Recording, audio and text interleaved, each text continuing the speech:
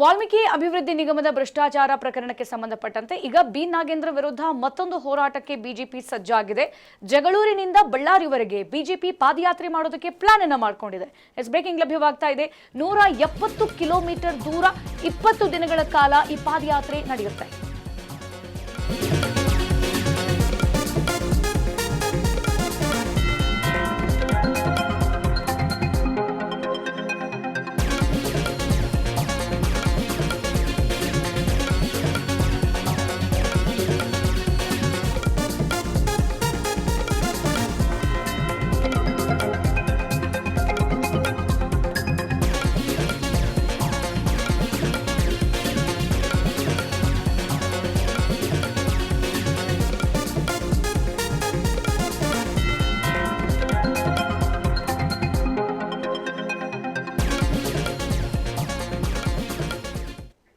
ವಾಲ್ಮೀಕಿ ಅಭಿವೃದ್ಧಿ ನಿಗಮದಲ್ಲಿ ಕೋಟ್ಯಾಂತರ ರೂಪಾಯಿ ಭ್ರಷ್ಟಾಚಾರ ಪ್ರಕರಣದ ಆರೋಪವನ್ನು ಎದುರಿಸ್ತಾ ಇರುವಂತಹ ಬಿ ನಾಗೇಂದ್ರ ವಿರುದ್ಧ ಈಗ ಮತ್ತೊಂದು ಹೋರಾಟಕ್ಕೆ ಬಿಜೆಪಿ ಸಜ್ಜಾಗಿದೆ.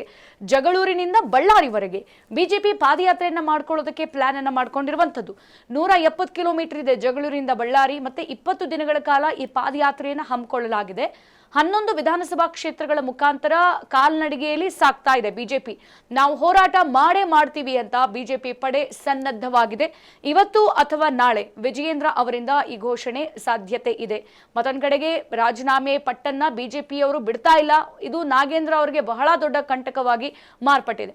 ವಾಲ್ಮೀಕಿ ಅಭಿವೃದ್ಧಿ ನಿಗಮದ ಕೋಟ್ಯಾಂತರ ರೂಪಾಯಿ ದುರುಪಯೋಗ ಆರೋಪವನ್ನ ಎದುರಿಸ್ತಾ ಇರುವಂತಹ ನೂತನ ಸಚಿವ ಬಿ ನಾಗೇಂದ್ರ ಅವರ ವಿರುದ್ಧ ಈಗ ಬಿಜೆಪಿ ಇನ್ನಿಲ್ಲದ ಪ್ರತಿಭಟನೆಯನ್ನ ಸತತವಾಗಿ ನಡೆಸ್ತಲೇ ಇದೆ. ಒಂದ್ ಕಡೆ ಬೆಂಗಳೂರಿನಲ್ಲಿ ವಿಧಾನಸೌಧದಲ್ಲಿ ಪ್ರತಿಭಟನೆ ನಡೀತಾ ಇದ್ರೆ, ಮತ್ತೊಂದ್ ಕಡೆಗೆ ಮಂಡ್ಯದಲ್ಲೂ ಕೂಡ ಪ್ರತಿಭಟನೆ ಮಾಡಲಾಗ್ತಾ ಇದೆ ಬಿಜೆಪಿ ಕಾರ್ಯಕರ್ತರು. ಈಗ ಬಿ ನಾಗೇಂದ್ರ ಅವರ ವಿರುದ್ಧ ಕಪ್ಪು ಬಟ್ಟೆಯನ್ನ ಧರಿಸಿ ಬಿಜೆಪಿ ರಾಜ್ಯಾಧ್ಯಕ್ಷ BY ವಿಜಯೇಂದ್ರ, R ಅಶೋಕ್ ಹಾಗೆ ಬಿಜೆಪಿಯ ಇತರ ನಾಯಕರೆಲ್ಲರೂ ಕೂಡ ಪ್ರತಿಭಟನೆಯನ್ನ ಮಾಡ್ತಾ ಇದ್ದಾರೆ. ಮತ್ತೊಂದು ಕಡೆಗೆ ಈಗ ನಾಗೇಂದ್ರ ವಿರುದ್ಧ ಈ ಹೋರಾಟಗಳು ಸಾಕಾಗಲ್ಲ, ಮತ್ತೊಂದು ದೊಡ್ಡ ಹೋರಾಟ ಮಾಡಬೇಕು ಅಂತ ಹೇಳ್ಬಿಟ್ಟು ಸದ್ಯ ಬಿಜೆಪಿ ಈಗ ಸಜ್ಜಾಗಿರುವಂತದ್ದು. ಅದು ಕೂಡ ಜಗಳೂರಿನಿಂದ ಬಳ್ಳಾರಿವರೆಗೆ ಬಿಜೆಪಿ ಪಾದಯಾತ್ರೆಯನ್ನ ಮಾಡೋದಕ್ಕೆ ಪ್ಲಾನ್ ಅನ್ನ ಮಾಡ್ಕೊಂಡಿದೆ. ಇಲ್ಲಿ 170 ಕಿಲೋಮೀಟರ್ ದೂರ ಇದು.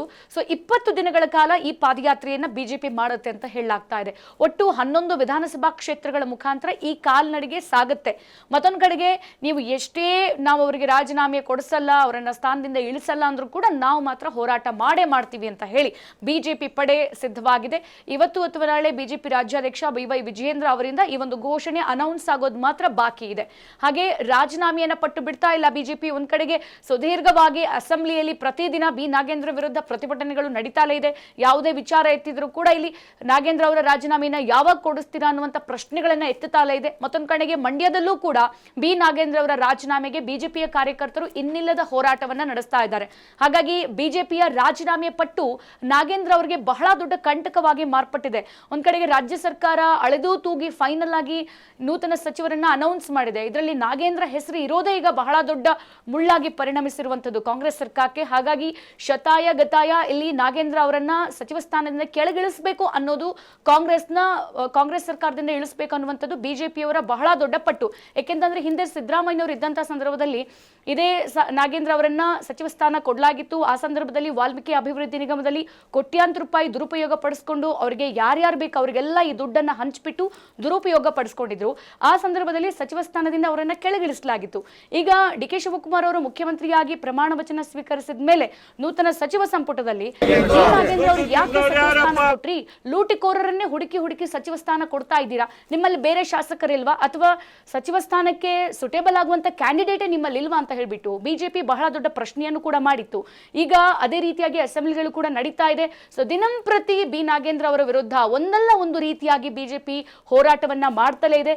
ಇವತ್ತು ಮಾತ್ರ ಅಲ್ಲ, ನಿನ್ನೆಯೂ ಕೂಡ ಮಾಡಿತ್ತು, ನಾಳೆಯೂ ಕೂಡ ಮಾಡ್ತೀವಿ ಅನ್ನುವಂತ ಪಟ್ಟನ್ನ ಸದ್ಯ ಬಿಜೆಪಿ ಹಿಡಿದಿದೆ.